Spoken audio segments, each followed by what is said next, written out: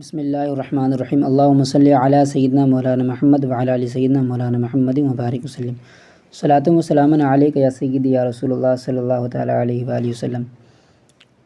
آج ہم جس موضوع پر بات کرنے والے ہیں وہ صلاۃ التسبیح کی نماز کی فضیلت اور ساتھ ہی اس کا طریقہ ہے۔ تو آئیے حدیث پاک کی روشنی میں اس کی فضیلت جان لیتے ہیں۔ تو رسول کائنات صلی اللہ تعالیٰ علیہ وسلم نے اپنے چچا حضرت عباس رضی اللہ تعالیٰ عنہ کو یہ نماز پڑھنے کا طریقہ سکھلایا اور فرمایا، اے چچا، اگر آپ اس نماز کو روزانہ پڑھ سکتے ہیں تو روزانہ پڑھیں، اگر آپ روزانہ نہیں پڑھ سکتے ہیں تو کم از کم ہفتے میں ایک مرتبہ پڑھیں، اگر ہفتے میں نہیں پڑھ سکتے ہیں تو آپ مہینے میں پڑھیں، اگر مہینے میں نہیں پڑھ سکتے ہیں تو آپ سال میں ایک مرتبہ پڑھیں، اگر سال میں بھی نہیں پڑھ سکتے ہیں تو زندگی میں ایک مرتبہ اس نماز کو پڑھ لیں۔ اس نماز کے پڑھنے کا ثواب یہ ہے کہ اللہ تعالیٰ اس بندے کے جو نماز پڑھے گا، اس نماز کو پڑھے گا، اللہ تعالیٰ اس بندے کے سارے گناہوں کو معاف کر دے گا، چاہے وہ اگلے ہوں، پچھلے ہوں، چھوٹے بڑے ہوں، جو بھی گناہ ہوں اس بندے نے کیے ہیں، اللہ تعالیٰ سارے گناہوں کو معاف کرتا ہے کہ اس کے پڑھنے والے کے۔ یہ تو اس کی فضیلتیں ہوگی، مگر اس کا طریقہ کیا ہے تو جان لیتے ہیں۔ اس نماز کو جو کوئی پڑھنے کا ارادہ رکھتا ہے یا پڑھنا چاہتا ہے تو سب سے پہلے وہ غسل کرے، پاک و صاف ہو جائے، پاک و صاف ہونے کے بعد اللہ کی بارگاہ میں کھڑا ہو جائے، اور اللہ کی بارگاہ میں جب کھڑا ہو جائے تو نیت کرے۔ نیت کیا ہے؟ نیت کی میں نے 4 رکعت نماز صلاۃ التسبیح کی واسطے اللہ تعالیٰ کے منہ میں کعبہ شریف کی طرف اللہ اکبر کہتا ہوا اپنے ہاتھوں کو اپنے ناف کے نیچے باندھ لیں یا اپنے سینے پر باندھ لیں، ٹھیک ہے۔ جب آپ باندھ لیں تو اس کے بعد آپ کو ثنا پڑھنی ہے۔ ثنا کیا؟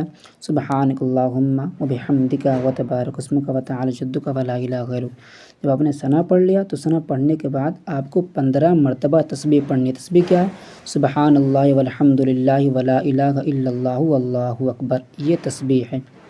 جب آپ نے 15 مرتبہ تسبیح کو پڑھ لیا تو پھر آپ اس کے بعد الحمد للہ رب العالمین الرحمن الرحیم پڑھیں، یعنی پوری سورت پڑھیں۔ پوری سورت پڑھنے کے بعد اس کے بعد آپ کوئی سورت ملائیں جو آپ کو پڑھنی آتی ہو، جو آپ کو یاد ہو۔ جب آپ نے ملا لیا سورت کو، پڑھ لیا، تو رکوع میں جانے سے پہلے یعنی جھکنے سے پہلے آپ کو 10 مرتبہ پھر یہی تسبیح جو آپ نے پہلے پڑھی تھی 15 مرتبہ، وہی تسبیح پڑھنی ہے 10 مرتبہ، سبحان اللہ والحمد للہ ولا الہ الا اللہ واللہ اکبر، یہ آپ کو تسبیح پڑھنی ہے۔ جب آپ نے تسبیح پڑھ لی تو پھر آپ رکوع میں جائیں۔ رکوع میں جانے کے بعد، جھکنے کے بعد آپ پھر سبحان ربی العظیم 3 مرتبہ پڑھیں۔ جب آپ نے 3 مرتبہ پڑھ لیا تو پھر آپ 10 مرتبہ تسبیح پڑھیں۔ تسبیح کیا؟ سبحان اللہ والحمد للہ ولا الہ الا اللہ واللہ اکبر۔ جب آپ نے 10 مرتبہ تسبیح پڑھ لی تو پھر آپ رکوع سے اٹھیں۔ اٹھنے کے بعد پھر آپ کو 10 مرتبہ سبحان اللہ والحمد للہ ولا الہ الا اللہ واللہ اکبر یہ تسبیح پڑھنی ہے، ٹھیک ہے۔ جب آپ نے تسبیح پڑھ لی تو پھر آپ سجدے میں جائیں۔ سجدے میں جانے کے بعد سبحان ربی الاعلیٰ 3 مرتبہ پڑھیں۔ پڑھنے کے بعد پھر آپ کو یہی تسبیح 10 مرتبہ پڑھنی ہے، سبحان اللہ والحمد للہ ولا الہ الا اللہ واللہ اکبر۔ جب آپ نے 10 مرتبہ پڑھ لی تو پھر سجدے سے اٹھیں۔ سجدے میں جس طرح آپ نے پڑھا اسی طرح آپ کو سجدے سے اٹھنے کے بعد پڑھنا ہے، سبحان اللہ والحمد للہ ولا الہ الا اللہ واللہ اکبر 10 مرتبہ۔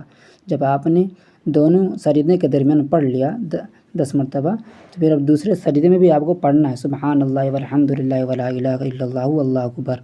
یہ آپ کو ایک رکعت میں 75 مرتبہ تسبیح پڑھنی ہے۔ یہ اس کا طریقہ ہو گیا جو ہر کسی کو معلوم ہونا چاہیے، اور تھوڑا مشکل ہے مگر تھوڑا اپنے ذہن کو لگائیں گے اور تھوڑا دھیان رکھیں گے تو آپ کو انشاءاللہ